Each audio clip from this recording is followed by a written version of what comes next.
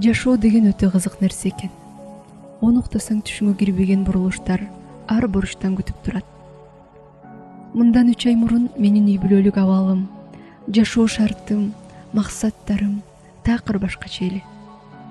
Азыр анын бири да жок. Чаңдай сапырылып жок болду. Кайсы жерден жаңылдым? Күнөө кимде? Артка кайра жол барбы? Эч нерсе белгисиз. Ойлорумду бир бүтүнгө жыйнай албай, бир гана баары жакшы болуп кетер деген үмүт менен күн кечирип жатам. Анда сөз башынан болсун.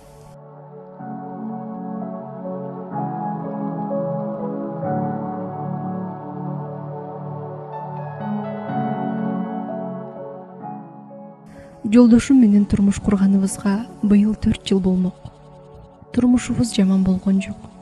Жолдошум камкор, көзүмдүн кареги менен тең айланып, мен ойлогондой жакшы жерде иштеген, мага керектүү шартты түзүп бере алган тың мырза. 4 жыл ичинде майда бара таарыныштар гана болбосо, эч эле бири-бирибизге катуу айтып, сыйдан кеткен жокпуз.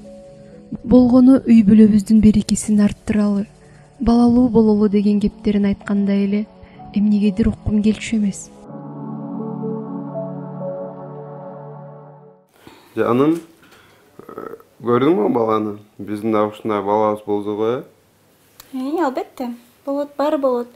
Азыр жашпыз, иштеп туралы, баары өз убактында дегендей, деп гана күлүп койчумун. Ал ишенип калат, унчукпайт.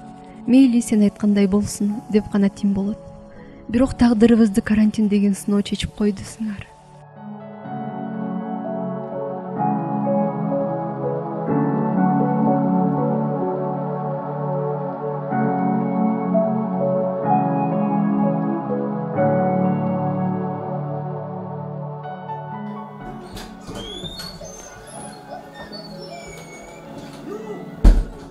Март айларынын орто ченинде мен иштеген ишканада кыйынчылыктар башталды.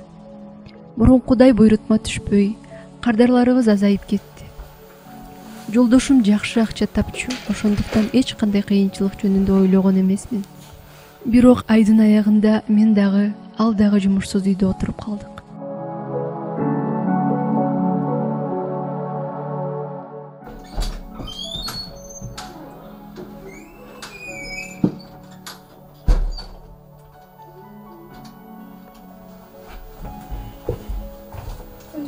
Geldim canım.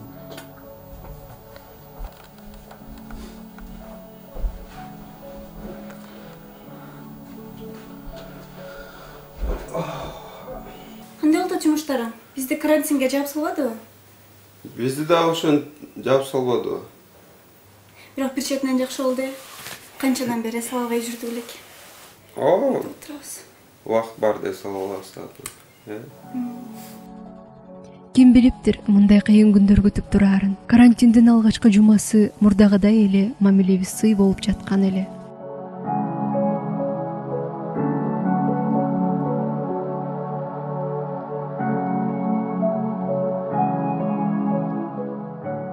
Буга чейин акчадан тартыштык эмне экенин билбеген үчүнбү, же жолдошум дайыма азык түлүктү кенен алып келип койгондуктанбы, айтоор өзүмдөн өзүм кысыла баштадым.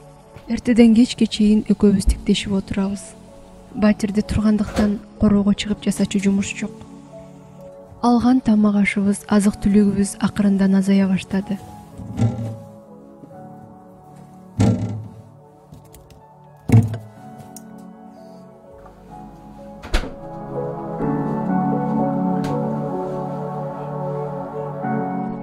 Көп өтпөй экөөбүз батирге батпай калдык.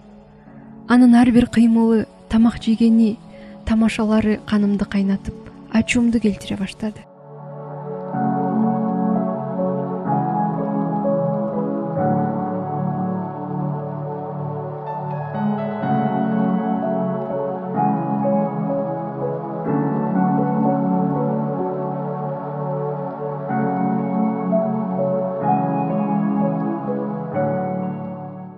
Айтоор жолдошунун үйдө жатканы менин ага болгон мамилемди, оюмду өзгөртүп салды. Кылдан кыйкымтап, аны тынч койгон жокмун. Мындай жагдайда анын күнөөсү жок экенин билсем деле, иштебейсиңби, таппайсыңбы? Мен иштебесем ачка калмак экенбиз. деп кулагынын кожурун алчу болдум.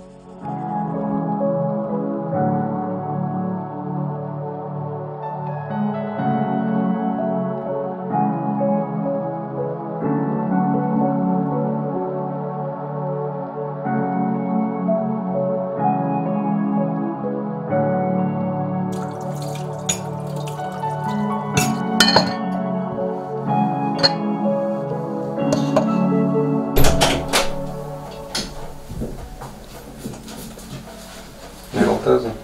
Көрөтөсүң бул.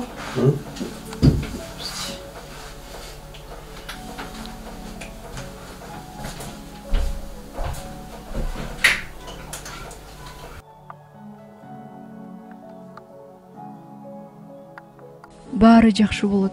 Бир аз чыдап койчу деп кучактаса, Акча тапкан колдоруң менен тийбечи мага? деп кагып салдым.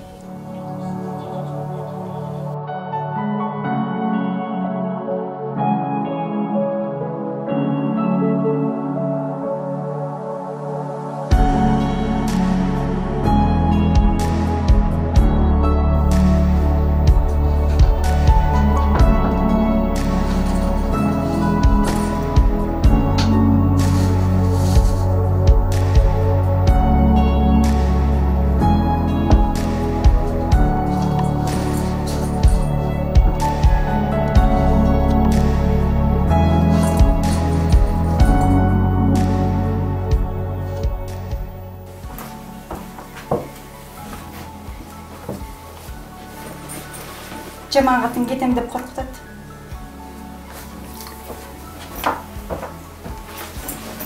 Жолдошумдун бир сырдуу, эки сүйлөбөгөн адам экенин билчүмүн. Бирок ал мени ушунчалык жакшы көрөт, эч жака басып кете албайт деп ойлогом. Бирок ал кетти.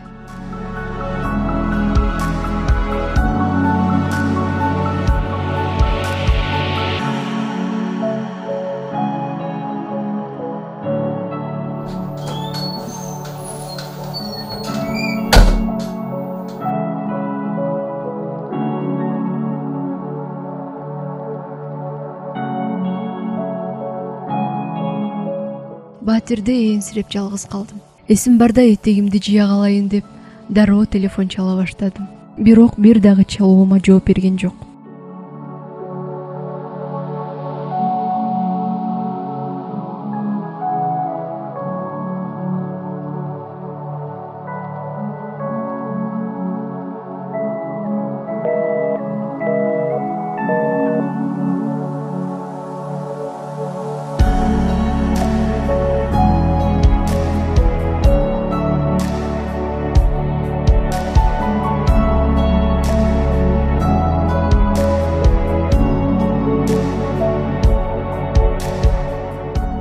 Ойлосом аны ушунчалык ренжитип алыптырмын. Туш болгон 2 айлык сыноого чыдабай, жаман ойлорго азгырылып, турмушумду бузуп алдым.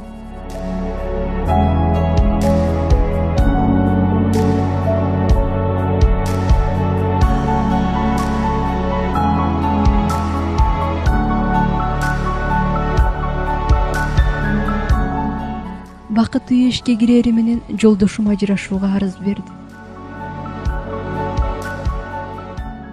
А мен ажырашууга макул эмесмин деп жолукпай качып жүрөм. Кечирим суроого уятым жол бербейт. Анык жүзүмдү көргөн соң сага акча эле керек экен да деген ойдо калса керек.